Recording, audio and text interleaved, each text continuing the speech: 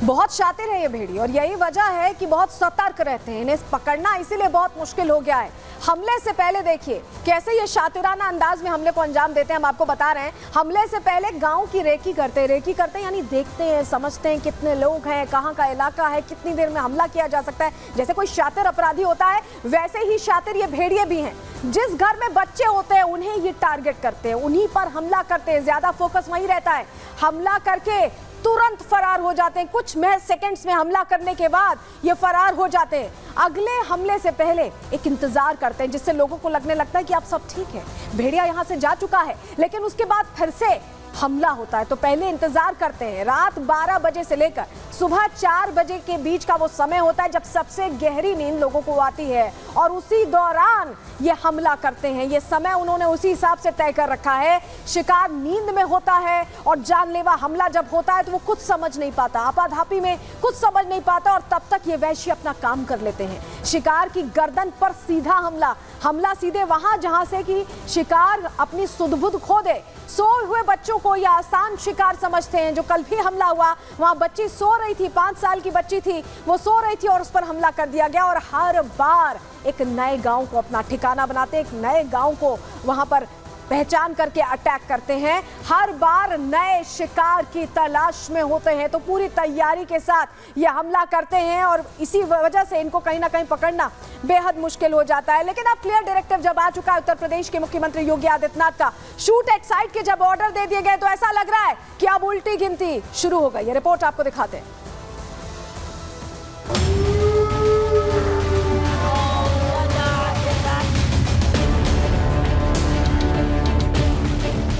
बहराइच के आदमखोर दिन ब दिन और घातक होते जा रहे हैं। वन विभाग के रेंजर, यूपी पुलिस के जवान और पीएसी की तैनाती के बावजूद आदमखोर अपने मंसूबों को अंजाम दे रहे हैं। आदमखोर भेड़ियों के मुंह इंसानी खून लग चुका है। यही वजह है कि इन भेड़ियों को अब जानवरों का मांस पसंद नहीं आ रहा है। जब भी ये भेड़िए भूखे होते हैं, इंसानी इलाकों में घुसपैठ की कोशिश कर हमला करते हैं। बहराइच में वन विभाग की टीम ने 4 भेड़ियों को पकड़ने में सफलता हासिल की, लेकिन भेड़ियों के झुंड का मुखिया आज भी खुला घूम रहा है। लंगड़े लीडर को पकड़ने के लिए वन विभाग ने जाल बिछाया, पिंजरे लगाए, ड्रोन से निगरानी की, लेकिन वो भेड़िया खूंखार होने के साथ साथ चालाक भी निकला। बहराइच में आदमखोर भेड़िए की चालाकी को इस बात से समझा जा सकता है कि जिस गांव में उसने एक बार हमला कर दिया वहां वो लौटा नहीं।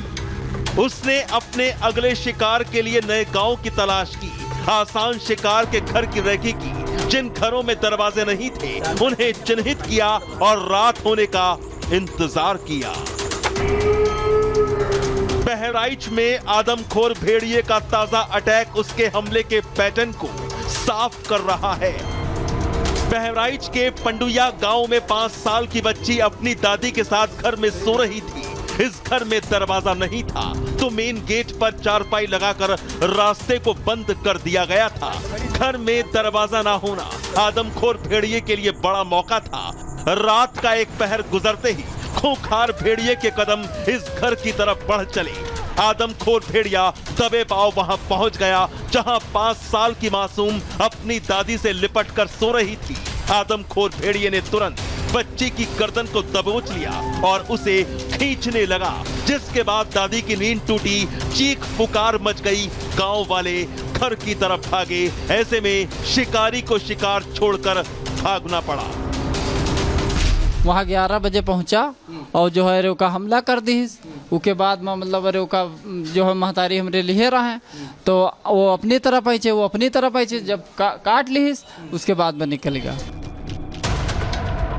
बहराइच में आदमखोर भेड़िए मासूम बच्चों को ही शिकार बना रहे हैं, क्योंकि बच्चों को दबोचकर भागना भेड़ियों के लिए आसान होता है। बहराइच में प्रशासन की तरफ से आदेश भी दे दिया गया है कि जिन घरों में दरवाजे नहीं हैं, वो अपने परिवार के साथ सरकारी स्कूल या फिर सामुदायिक केंद्र में रात गुजारें। आदमखोर भेड़ियों के बढ़ते आतंक की खबरें लखनऊ तक पहुंची तो सीएम योगी ने इमरजेंसी मीटिंग बुलाई अधिकारियों को जरूरी निर्देश दिए, आदमखोर से निपटने के लिए फाइनल आदेश जारी कर दिया। इंसानों की जान बचाने के लिए प्रशासन ने एक्सपर्ट शूटर्स की टीम बहराइच भेज दी है। ये टीम पहले आदमखोर भेड़िए को ट्रैंकुलाइज करने की कोशिश करेगी। अगर ऐसा नहीं हुआ तो आदमखोर को गोली मारकर उनके आतंक का अंत किया जाएगा। Bureau report, Republic Bharat. तो स्पेशल शूटर्स तैनात कर दिए गए हैं, यानी अब ये बहराइच के जो आदमखोर हैं ये बचने नहीं वाले हैं। तैयारी पूरी है। लेकिन ऐसा ही 27 साल पहले उत्तर प्रदेश के जौनपुर में हुआ था। क्या हुआ था आपको डिटेल में चलिए जानकारी जल्दी से आपके सामने रख रहे हैं। जौनपुर के गांव में भेड़ियों ने हमला कर दिया था। एक गांव था जिसे टारगेट किया था भेड़ियों ने। 27 साल पहले की घटना हम आपको बता रहे हैं। एक गांव में भेड़ियों ने हमला किया और बहुत से लोगों को निशाना बनाया। अगली प्लेट दिखाएंगे। जौनपुर के गांव में भेड़ियों ने हमला किया। अगली जानकारी रखते हैं अमित। ग्रामीणों को लग रहा था कि जंगली कुत्तों का ये अटैक है, क्योंकि कोई ये सोच नहीं पा रहा था कि यहाँ भेड़िए पहुंच जाएंगे। लेकिन वो भेड़ियों का अटैक था, वुल्फ अटैक था। भेड़ियों ने 8 महीने के टाइम स्पैन में उन्होंने लगातार हमले किए और 42 बच्चों को जौनपुर में मार डाला। कॉर्बेट, राजाजी और दुधवा से उसके बाद एक्सपर्ट्स को बुलाना पड़ा इन्हें पकड़ने के लिए। 8 महीने में इतना आतंक इन्होंने जौनपुर में फैलाया कि एक्सपर्ट्स को बुलाना पड़ा। और उसके बाद जौनपुर में 110 वन्यजीव रक्षकों को जुटाया गया। सिर्फ इनसे काम नहीं हुआ, 110 वन्यजीव रक्षकों को भी, उनकी भी एक टीम यहाँ बुलाई गई, अलग अलग जगहों पर तैनात की गई और तब जाकर अलग अलग टीमें बनाकर 60 गाँव में उनकी डिप्लॉयमेंट लगाई गई, 60 गाँव में उनकी तैनाती की गई। ये आपको 27 साल पहले की कहानी बता रहे हैं। 8 महीने के अभियान में 13 भेड़िए, एक बड़ा वुल्फ पैक, उसे मार गिराया गया। 13 भेड़ियों का झुंड था जो बच्चों पर अटैक करता था, उन्हें मार गिराया गया। और 13वां भेड़िया झुंड का लीडर था जिसे मारा गया। लीडर को मारा गया और 13वें भेड़िए के मारे जाने के बाद ही जब लीडर को खत्म कर दिया गया तभी हमले बंद हो पाए। यानी जो अल्फा मेल होता है, जो लीडर होता है, उसे अगर खत्म कर दिया जाए तो ये हमले खत्म हो जाते हैं। और यही वजह है कि इस पूरे ऑपरेशन में लंगड़े भेड़िए को खोजा जा रहा है, जो माना जा रहा है कि अल्फा मेल है, जो इनका लीडर है, ये माना जा रहा है। और हमारे सहयोगी बहराइच में लगातार मौजूद है राघवेंद्र, लोगों से बात कर रहे हैं। वहां पर लोगों को बार बार परेशानियों से दो चार होना पड़ रहा है, क्योंकि उनके लिए ये वक्त बहुत मुश्किल हो गया है। कई लोग इस पर राजनीति भी कर रहे हैं, लेकिन भेड़ियों का हमला जानलेवा हो गया। राघवेंद्र की रिपोर्ट आपको दिखाते हैं।